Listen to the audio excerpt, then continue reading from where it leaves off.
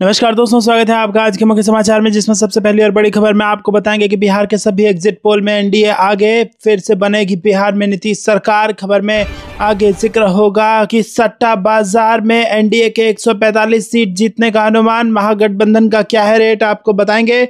आगे जिक्र होगा दोस्तों कि दोषियों को छोड़ेंगे नहीं, दिल्ली ब्लास्ट पर राजनाथ सिंह ने दे डाली चेतावनी। और इसी के साथ आगे जिक्र होगा कि अमित शाह के घर 1.5 घंटे तक हाई लेवल मीटिंग, अब एक्शन की तैयारी, आईबी, एनआईए, एनएसजी सब के सब एक्टिव। और इसी के साथ आपको खबर में आगे बताएंगे कि दिल्ली ब्लास्ट पर भूटान से पीएम मोदी ने दिया 2 टूक मैसेज, षड्यंत्रकारियों को बख्शा नहीं जाएगा। दोस्तों, हर एक खबर की गहराई में आपको ले जाएंगे, लेकिन उससे पहले आपसे निवेदन की वीडियो कीजिए लाइक और चैनल को सब्सक्राइब करके बेल आइकन दबाकर कमेंट में लिखिए जय हिंद। रुक करते हैं सबसे पहली और बड़ी खबर की तरफ। बिहार के सभी एग्जिट पोल में एनडीए आगे, फिर से बनेगी नीतीश सरकार। जी हां दोस्तों, बिहार में लगभग 1 महीने चली चुनावी प्रक्रिया अब अपने अंतिम पड़ाव पर है।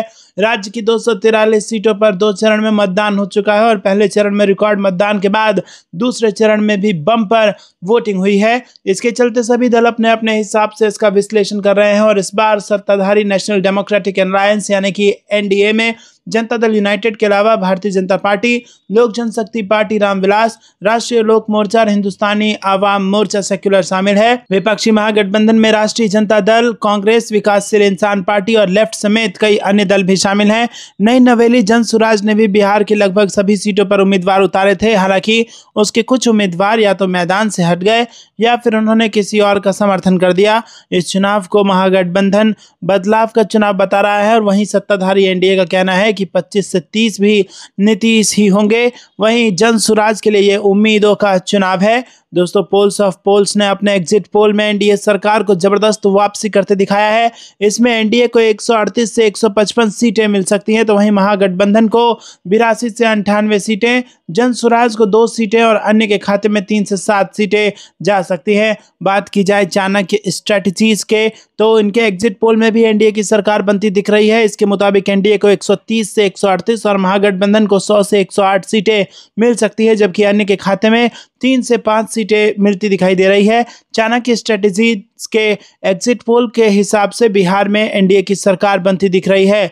बात की जाए टीआईएफ रिसर्च की, तो इसके एग्जिट पोल में भी एनडीए सरकार बनती दिख रही है। इसके मुताबिक एनडीए को 145 से 163 सीटें मिलती दिख रही हैं। वहीं महागठबंधन को बिहार में हार का मुंह देखना पड़ रहा है और इसके मुताबिक महागठबंधन को 76 से 95 सीटें और अन्य को 3 से 6 सीटें मिल सकती हैं। पीपल्स इनसाइट के एग्जिट पोल का भी यही हाल है। जेवीसी पोल में भी, यानी कि कुल मिलाकर यहाँ पर तमाम एग्जिट पोल हमारे सामने हैं और इन सब में एनडीए की सरकार बनती बिहार में नजर आ रही है। और कहीं ना कहीं ये कहा जा सकता है कि जिस प्रकार से वोट चोरी का आरोप विपक्ष द्वारा प्रधानमंत्री मोदी और भारतीय जनता पार्टी और एनडीए पर लगाया जा रहा था, वो कहीं ना कहीं हवाई साबित हुआ है और उसका गुब्बारा अब फूट चुका है और एनडीए की फिर से सरकार बिहार में बनते नजर आ रही है। फिर से नीतीश कुमार मुख्यमंत्री पद की शपथ ले सकते हैं। रुक करते हैं अगली ब्रेकिंग न्यूज की तरफ। फलौदी सट्टा बाजार में एनडीए के 145 सीट जीतने का अनुमान, महागठबंधन का रेट अगर आपको बताए दोस्तों, तो बता दें आपको कि बिहार विधानसभा चुनाव 2025 को लेकर फलौदी सट्टा बाजार में भी अनुमानों का दौर चल रहा है। बिहार चुनाव को लेकर फलौदी सट्टा बाजार कह रहा है कि नीतीश कुमार की अगुवाई में एनडीए एक बार फिर से जीतेगा और सरकार बनाएगा। वहीं सट्टा बाजार इंडिया अलायंस यानी महागठबंधन के 89 से 91 सीटों पर सिमटने का अनुमान लगाया गया है। फलौदी सट्टा बाजार में अनुमान लगाया जा रहा है कि एनडीए के घटक दल बीजेपी को 68 से 70 सीटें जीत सकती है। वहीं जेडीयू के प्रदर्शन में सुधार का अनुमान लगाया गया है। नीतीश कुमार की पार्टी जेडीयू को 58 से 60 सीटें मिलने का अनुमान जताया गया। फलौदी सट्टा बाजार में इंडिया गठबंधन के लगभग 90 सीटों पर सिमटने का अनुमान जताया गया है और लालू यादव की पार्टी आरजेडी के 68 से 70 सीटों से संतोष करने का अनुमान लगाया गया है। तो वहीं महागठबंधन के दूसरे बड़े घटक दल कांग्रेस को महज 13 से 15 सीटों पर ही सिमटना पड़ेगा और संतोष करना पड़ेगा अगर फलौदी सट्टा बाजार की बात मानी जाए तो दोस्तों, आपको क्या लगता है किसकी बनने वाली है बिहार में सरकार? कमेंट में जरूर बताइए और वीडियो को लाइक तो जरूर कीजिएगा। रुक करते हैं अगली ब्रेकिंग न्यूज की तरफ। दोषियों को छोड़ेंगे नहीं, दिल्ली ब्लास्ट पर राजनाथ सिंह की चेतावनी। जी हां दोस्तों, आपको बता दें कि लाल किले के सामने हुए ब्लास्ट के बाद पूरी दिल्ली हाई अलर्ट पर है।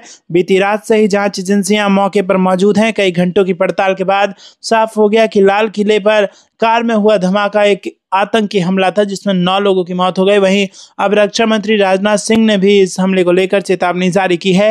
राजनाथ सिंह का कहना है कि धमाके की साजिश रचने वालों को किसी कीमत पर माफ नहीं किया जाएगा, उन्हें कड़ी से कड़ी सजा मिलेगी। रक्षा मंत्री राजनाथ सिंह ने कहा कि इस धमाके की जांच की जा रही है, जांच में जो कुछ भी पता चलेगा उसे लोगों के सामने रखा जाएगा।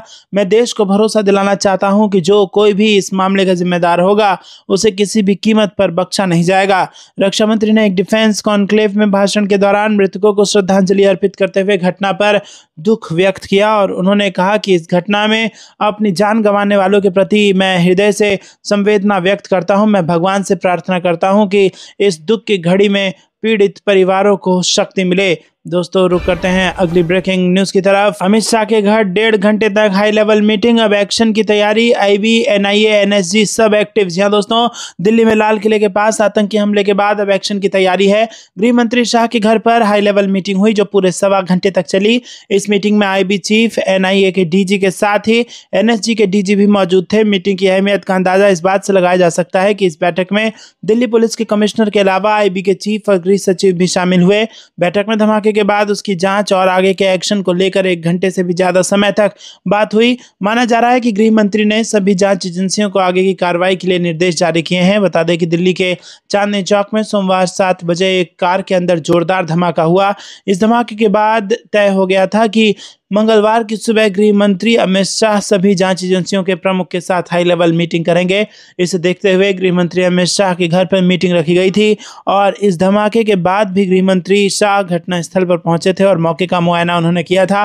ब्लास्ट वाली जगह के बाद गृह मंत्री शाह अस्पताल भी पहुंचे थे और हमले में घायल हुए लोगों से उन्होंने बातचीत की थी। रुक करते हैं अगली ब्रेकिंग न्यूज की तरफ। दिल्ली ब्लास्ट पर भूटान से पीएम मोदी ने दिया 2 टूक मैसेज, षड्यंत्रकारियों को बख्शा नहीं जाएगा। जी हां दोस्तों, प्रधानमंत्री नरेंद्र मोदी ने मंगलवार को दिल्ली के लाल किले के पास हुए घातक कार विस्फोट पर गहरा दुख व्यक्त किया जिसमें 12 लोगों की जान चली गई। उन्होंने आश्वासन दिया कि सरकार यह सुनिश्चित करेगी कि दोषियों के खिलाफ कड़ी से कड़ी कार्रवाई की जाए। भूटान की राजधानी थिम्पू की अपनी यात्रा के दौरान प्रधानमंत्री ने कहा कि दिल्ली में एक दुखद घटना घटी, मैं उन परिवारों का दर्द समझ सकता हूं जिन्होंने अपने प्रियजनों को खोया है। प्रधानमंत्री ने कहा कि आज मैं भारी मन से यहाँ आया हूँ। दिल्ली में हुई घटना ने सभी को झकझोर दिया है और इस दुख की घड़ी में पूरा देश प्रभावित परिवारों के साथ खड़ा है। उन्होंने कहा कि विस्फोट के बाद से ही वह व्यक्तिगत रूप से स्थिति पर नजर रख रहे हैं। उन्होंने कहा कि रात में सभी संबंधित एजेंसियों के संपर्क में वो थे और हमारी एजेंसियां इस विवाद की तह तक जाएगी।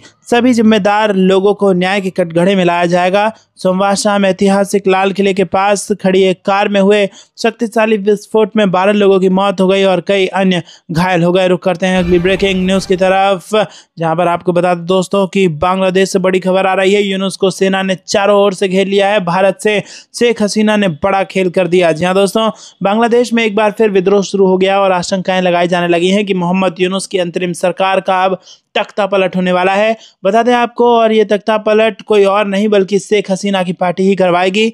बांग्लादेश में शेख हसीना की पार्टी के जो कार्यकर्ता हैं वो सड़कों पर उतर आए हैं और सेना के तमाम अधिकारी भी मोहम्मद यूनुस के खिलाफ खड़े हो गए हैं। खबर यह है कि 19 नवंबर को बड़ा विद्रोह करने की तैयारी हो रही है। लॉकडाउन बाकायदा ढाका में लगाने की तैयारी शेख हसीना की पार्टी के कार्यकर्ता कर रहे हैं और इन सभी स्थितियों को देखते हुए पूरे ढाका को छावनी में तब्दील कर दिया गया है। 142 से ज्यादा जगहों पर 7,000 से ज्यादा पुलिसकर्मियों की तैनाती कर दी गई है।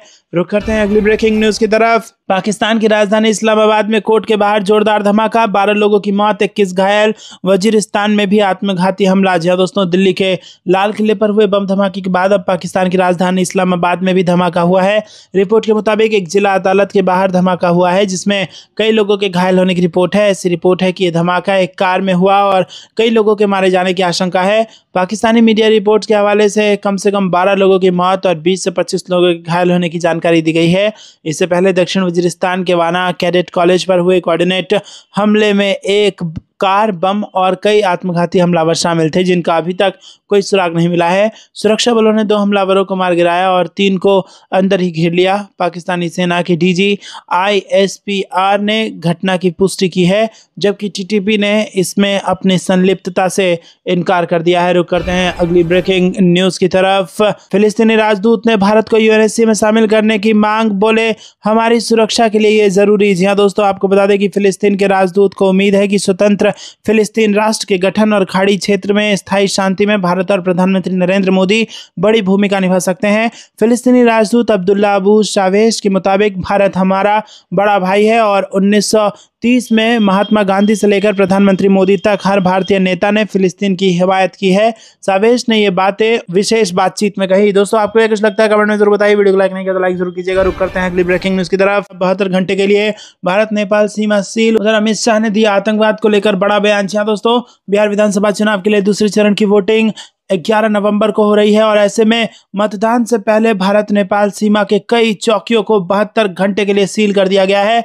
मोतिहारी के सहायक मुख्य जिला अधिकारी संजय कुमार पोखरेल ने इस संबंध में जानकारी दी। उन्होंने कहा कि सुरक्षा की दृष्टि से हमने सीमा पार करने पर रोक लगा दी है। अधिकारी ने आगे कहा कि मोतिहारी जिले की सभी सीमा चौकियों को सील कर दिया गया। शनिवार शाम 6 बजे से ही सीमा चौकियों को बंद कर दिया गया था। बता दें कि रविवार को बिहार विधानसभा चुनाव के लिए दूसरे चरण का प्रचार प्रसार समाप्त हो गया और अब यहां पर दूसरे चरण का मतदान जारी है और मतदान खत्म होते ही ओपिनियन पोल भी आपके सामने हम स्क्रीन पर रखेंगे। एनडीए और महागठबंधन के शीर्ष नेताओं ने इस मतदान से पहले मतदाताओं को अपनी ओर आकर्षित करने के लिए खूब प्रयास किए। केंद्रीय गृह मंत्री अमित शाह ने सासाराम में एक विशाल रैली को संबोधित किया। इस दौरान उन्होंने कहा कि शक्तिपीठ की इस पावन धरती पर मैं कह रहा हूं, अगर आतंकवादी गोली चलाए तो हम गोली का जवाब गोली से देंगे। उन्होंने आगे कहा कि प्रधानमंत्री नरेंद्र मोदी राज्य में एक आयुध कारखाना स्थापित करेंगे। रुक करते हैं अगली ब्रेकिंग न्यूज की तरफ। इस चुनाव में चली बीजेपी की आंधी। 122 में से 107 सीटें जीती। कांग्रेस को 140 वोल्ट का झटका। जी हां दोस्तों, देश भर में बिहार चुनाव को लेकर सियासी सरगर्मी तेज है और इसी बीच बीजेपी के लिए एक बड़ी खुशखबरी सामने आई है। दादरा नागर हवेली और दमन दीव संघ शासित प्रदेश में 5 नवंबर को हुए स्थानीय निकाय चुनावों में पार्टी ने अप्रत्याशित प्रदर्शन करते हुए कुल 122 सीटों में से 107 पर जीत हासिल की है। देश की सबसे पुरानी पार्टी कांग्रेस का इस चुनाव में बेहद खराब प्रदर्शन रहा। वह सिर्फ 2 सीटों पर सिमट गई। दमन जिला पंचायत की 16 सीटों में से 10 पर बीजेपी पहले ही निर्विरोध जीत दर्ज कर चुकी थी, यानी वहां उसे मुकाबला तक नहीं करना पड़ा। बाकी बची 6 सीटों पर हुए चुनाव में बीजेपी ने 5 सीटें जीती, जबकि 1 सीट निर्दलीय प्रत्याशी के खाते में गई। रुक करते हैं अगली ब्रेकिंग न्यूज की तरफ। दिग्गज अभिनेता धर्मेंद्र की हालत खराब, अस्पताल में वेंटिलेटर सपोर्ट पर, फिल्म जगत में चिंता की लहर। जी हां दोस्तों, बॉलीवुड के दिग्गज अभिनेता धर्मेंद्र इन दिनों मुंबई के ब्रीच कैंडी हॉस्पिटल में भर्ती हैं, जहां उनकी हालत गंभीर बताई जा रही है। खबरों के अनुसार अस्पताल में उनकी तबीयत बिगड़ने के बाद उन्हें वेंटिलेटर सपोर्ट पर रखा गया है। ये खबर सुनकर उनके प्रशंसक और फिल्म जगत के लोगों में चिंता की लहर दौड़ गई है। जानकारी के अनुसार बीते हफ्ते धर्मेंद्र रूटीन चेकअप के लिए अस्पताल गए थे, लेकिन कुछ जांचों और चिकित्सकों की सलाह के बाद उन्हें हॉस्पिटल में भर्ती करना पड़ा। उनकी हालत गंभीर बताई जा रही है और उन्हें लाइफ सपोर्ट पर रखा गया है। डॉक्टर लगातार उनकी हालत पर नजर बनाए हुए हैं और उनके इलाज के लिए सभी प्रयास किए जा रहे हैं। धर्मेंद्र के बारे में बात करें तो उनका नाम भारतीय सिनेमा में हमेशा एक चमकते सितारे के रूप में लिया जाता रहा है। 6 दशक लंबे अपनी फिल्म करियर में उन्होंने 300 से ज़्यादा फिल्मों में काम किया। उन्हें 2012 में पद्म भूषण से सम्मानित किया गया। धर्मेंद्र ने 1960 में दिल भी तेरा हम भी तेरे से अपने करियर की शुरुआत की थी और इसके बाद उन्होंने हाई हिट फिल्में दी, जिनमें फूल और पत्थर, सीता और गीता, शोले, धर्मवीर, आंखें, राजा रानी समेत कई सारी फिल्में शामिल हैं। रुक करते हैं अगली ब्रेकिंग न्यूज़ की तरफ। यूपी के सभी स्कूलों में वंदे मातरम अनिवार्य होगा, सीएम योगी आदित्यनाथ का बड़ा ऐलान। जी दोस्तों, उत्तर प्रदेश के मुख्यमंत्री योगी आदित्यनाथ ने राज्य के सभी स्कूलों में राष्ट्रगीत वंदे मातरम को अनिवार्य करने का ऐलान किया है। अब प्रदेश के सरकारी सहायता प्राप्त और निजी सभी शिक्षण संस्थाओं में प्रत्येक दिन की शुरुआत वंदे मातरम के गान से होगी। मुख्यमंत्री ने कहा कि वंदे मातरम केवल एक गीत नहीं बल्कि देशभक्ति और राष्ट्र भावना का प्रतीक है। सीएम योगी आदित्यनाथ ने अधिकारियों को निर्देश दिया है कि इस व्यवस्था को तत्काल प्रभाव से लागू किया जाए और सभी विद्यालयों में अनुशासन, स्वच्छता और देश प्रेम का वातावरण सुनिश्चित किया जाए। सीएम योगी ने कहा कि हमारा उद्देश्य विद्यार्थियों में देश के प्रति सम्मान और गर्व की भावना जगाना है। वंदे मातरम के गायन से बच्चों में राष्ट्रभक्ति का संस्कार विकसित होगा। रुक करते हैं अगली ब्रेकिंग न्यूज की तरफ। दिल्ली एनसीआर में छाएगी धुंध, बढ़ेगी ठंड, उत्तराखंड और हिमाचल प्रदेश में बर्फबारी की संभावना। जी हाँ दोस्तों, आपको बता दें कि देश के कई हिस्सों में गुलाबी ठंड अब कड़ाके की ठंड में बदल रही है। मौसम विभाग ने 11 नवंबर से मध्य प्रदेश, छत्तीसगढ़ और झारखंड में शीतलहर चलने की चेतावनी जारी कर दी है और इसके साथ ही दक्षिण हरियाणा, उत्तर पश्चिम भारत और उत्तरी मध्य महाराष्ट्र में तापमान में अचानक गिरावट आएगी। वहीं 11 से 13 नवंबर तक दक्षिण भारत के कुछ राज्यों में भारी बारिश का अलर्ट है, जबकि उत्तराखंड और हिमाचल प्रदेश में बर्फबारी की संभावना जताई गई है। दिल्ली में अगले 7 दिनों में ठंड और बढ़ सकती है, धुंध की चादर और गहरी हो सकती है। यहाँ न्यूनतम तापमान 11 डिग्री सेल्सियस तक पहुंच सकता है। उत्तर प्रदेश और बिहार में भी सर्दी बढ़ रही है, लेकिन इन राज्यों में बारिश की कोई संभावना नहीं है। रुक करते हैं अगली ब्रेकिंग न्यूज की तरफ। ट्रंप को झुकना पड़ा, अमेरिका में शटडाउन जल्द खत्म होने की उम्मीद, सीनेट ने बिल को दी मंजूरी। जी हाँ दोस्तों, यहाँ पर अमेरिका में पिछले 40 दिनों से चल रहा शटडाउन अब समाप्त होने की दिशा में बढ़ रहा है। अमेरिकी सीनेट ने एक दलीय सहमति वाले प्रस्ताव को मंजूरी दे दी है, जो अब प्रतिनिधि सभा के विचार के लिए भेजा गया है। इस बिल के तहत ज्यादातर संघीय एजेंसियों को जनवरी तक फंडिंग दी जाएगी और शटडाउन से प्रभावित कर्मचारियों को बकाया वेतन देने की गारंटी होगी। ये समझौता पिछले सप्ताह के अंत में डेमोक्रेटिक सीनेटर जीन शाहीन और मैगी हसन, रिपब्लिकन नेता जॉन थ्यून और व्हाइट हाउस प्रतिनिधियों के साथ मिलकर तैयार किया। रुक करते हैं अगली ब्रेकिंग न्यूज की तरफ। ढाका में लगने वाला है लॉकडाउन, मोहम्मद यूनुस के आवास पर भारी पुलिस तैनात, सड़कें बनी छावनी। जी हाँ दोस्तों, बांग्लादेश की पूर्व प्रधानमंत्री शेख हसीना वैसे तो अपने देश में नहीं है, लेकिन उनके प्रभाव से वहां की मौजूदा यूनुस सरकार बुरी तरह सहमी हुई है। उसने शेख हसीना की एक अपील से इस कदर डर गई कि पूरे ढाका शहर को छावनी में तब्दील कर दिया है। दरअसल राजधानी ढाका में शनिवार को पुलिस ने बड़े पैमाने पर समन्वित सुरक्षा अभ्यास किया। ये अभ्यास अपदस्थ प्रधानमंत्री शेख हसीना की अब भंग हो चुकी आवामी लीग के 13 नवंबर को प्रस्तावित ढाका लॉकडाउन कार्यक्रम से पहले किया गया। रुक करते हैं अगली ब्रेकिंग न्यूज की तरफ। ड्रैगन को सीधा संदेश, अब चीन सीमा पर भी राफेल तेजस की गर्जना, पड़ोसी को भरोसे में लेने जा रहे पीएम मोदी। जी हाँ दोस्तों, भारत ने पाकिस्तान के यार को भी डायरेक्ट मैसेज देने का मूड बना लिया है। एक साथ कई मोर्चों पर सैन्य तैयारियां चल रही हैं। रक्षा मंत्री राजनाथ सिंह ने अग्नि 6 मिसाइल को लेकर बड़ी बात कही है। एक्सपर्ट्स का मानना है कि अग्नि सीरीज की इस मिसाइल की रेंज 10,000 किलोमीटर से भी ज़्यादा होगी और इसका मतलब ये हुआ कि अग्नि 6 इंटरकॉन्टिनेंटल बैलिस्टिक मिसाइल की जद में पाकिस्तान और चीन के साथ ही तुर्की भी आ जाएगा। दूसरी तरफ पश्चिम से लेकर पूर्व तक भारतीय सेना जॉइंट मिलिट्री ड्रिल कर रही है। पाकिस्तान से लगती सीमा पर आर्मी, एयरफोर्स और नेवी ने त्रिशूल एक्सरसाइज के तहत अपनी प्रचंड ताकत दिखाई। अब चीन से लगती सीमा पर अरुणाचल प्रदेश में ट्राई सर्विसेज ड्रिल करने की तैयारी चल रही है। इन सब के बीच गुवाहाटी में ब्रह्मपुत्र नदी के सीने पर राफेल, तेजस और सुखोई जैसे मॉडर्न फाइटर जेट ने अपनी गर्जना से दुश्मनों के सीने को दहलाया। इसके साथ ही भारत पड़ोसी देश को साधने में भी कोई कोर कसर नहीं छोड़ रहा है। प्रधानमंत्री नरेंद्र मोदी भूटान के दौरे पर जा रहे हैं। पीएम मोदी ऐसे समय में भूटान जा रहे हैं जब ईस्टर्न बॉर्डर पर आर्मी, नेवी और एयरफोर्स के रणबांकुरे पूर्वी प्रचंड प्रहार एक्सरसाइज में हिस्सा ले रहे होंगे। रुक करते हैं अगली ब्रेकिंग न्यूज की तरफ। ब्रह्मपुत्र पर भारत की ताकत देख दुनिया दंग, वायुसेना का भौकाल देखिए, जंग में पलक झपकते करेगा नरसंहार। जी हाँ दोस्तों, भारतीय वायुसेना के 93वें स्थापना दिवस समारोह के तहत गुवाहाटी में ब्रह्मपुत्र नदी के ऊपर भव्य फ्लाई पास्ट हुआ और इस पर असम के सीएम हेमंत बिस्व शर्मा ने अहम टिप्पणी की। उन्होंने कहा कि वायुसेना की ताकत दुश्मनों की रातों की नींद हराम कर देगा। वायुसेना के फ्लाई पास्ट में तेजस और राफेल सहित कई फाइटर जेट आसमान में गर्जना करते दिखाई दिए गए। वहीं दोस्तों, गुवाहाटी में भारतीय वायुसेना ने अपने 93वें स्थापना दिवस पर शानदार हवाई प्रदर्शन किया। यह आयोजन ब्रह्मपुत्र नदी के पास प्रसिद्ध अहोम जनरल लचित बोरफुकन की प्रतिमा के पास हुआ। चिकन नेक कॉरिडोर के पास हुए इस शक्ति प्रदर्शन को लेकर असम के मुख्यमंत्री हेमंत बिस्व शर्मा ने कहा कि इससे दुश्मनों को नींद नहीं आएगी। आपको कुछ लगता है दोस्तों, कमेंट में जरूर बताइए। वीडियो को लाइक नहीं किया तो लाइक भी जरूर कीजिएगा। रुक करते हैं अगली ब्रेकिंग न्यूज की तरफ। इसमें आतंकी हमले की साजिश नाकाम, गुजरात एटीएस ने आईएसआईएस के 3 टेररिस्ट को किया गिरफ्तार। जी हाँ दोस्तों, आपको बता दें कि गुजरात के आतंकवाद विरोधी दस्ते को अडालज में आतंकी गतिविधियों की साजिश रचने की सूचना मिली थी। मुखबरी के आधार पर एटीएस ने इलाके में छापेमारी की, जिसके बाद 3 आरोपियों को धर दबोचा गया। शुरुआती जांच में पता चला है कि पकड़े गए 2 आतंकी उत्तर प्रदेश के रहने वाले हैं, वहीं तीसरा आतंकी हैदराबाद का निवासी है। ये तीनों मिलकर देश की कई जगहों पर आतंकी हमले को अंजाम देने की साजिश रच रहे थे। तीनों आतंकी हथियार लेने के लिए गुजरात पहुंचे थे। गुजरात एटीएस को मिली जानकारी के अनुसार उनके पास 2 ग्लॉक पिस्टल, 1 बेरेटा पिस्टल और 30 जिंदा कारतूस समेत 40 लीटर कैस्टर ऑयल बरामद किया गया है। रुक करते हैं अगली ब्रेकिंग न्यूज की तरफ। राम जन्मभूमि परिसर में तैयार होगा पीएम हाउस, होगी अत्याधुनिक सुरक्षा व्यवस्था। जी हाँ दोस्तों, आपको बता दें कि प्रभु श्री राम की नगरी में उत्सव का आलोक फैलने लगा है। राम जन्मभूमि परिसर इन दिनों भव्यता की नई परिभाषा गढ़ रहा है। ध्वजारोहण समारोह से पहले पूरे परिसर को संवारने का काम युद्ध स्तर पर जारी है।